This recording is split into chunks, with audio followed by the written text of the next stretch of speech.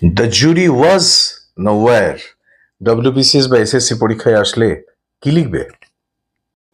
প্রশ্নটা দেখো, the jury dash divided in their opinion. বলো তো ওয়াজ হবে না ওয়্যার হবে? বারবার এসছে পরীক্ষায়। এর একটা ট্রিক শিখিয়ে দিই আজকে, যা জীবনে ভুলবে না। এখানে একটা স্মার্ট ট্রিক আছে। ট্রিকটা কি? ইটস যদি থাকে অ্যাডজেক্টিভ তাহলে ওয়াজ হবে, যদি দেয়ার থাকে ওয়্যার হবে। অর্থাৎ এখানে দেখো রয়েছে দেয়ার, অর্থাৎ এখানে প্লুরাল ধরা হচ্ছে, সুতরাং the jury were divided in their opinion. যদি এটা থাকতো the jury dash divided in its opinion, তাহলে আমরা লিখতাম ওয়াজ।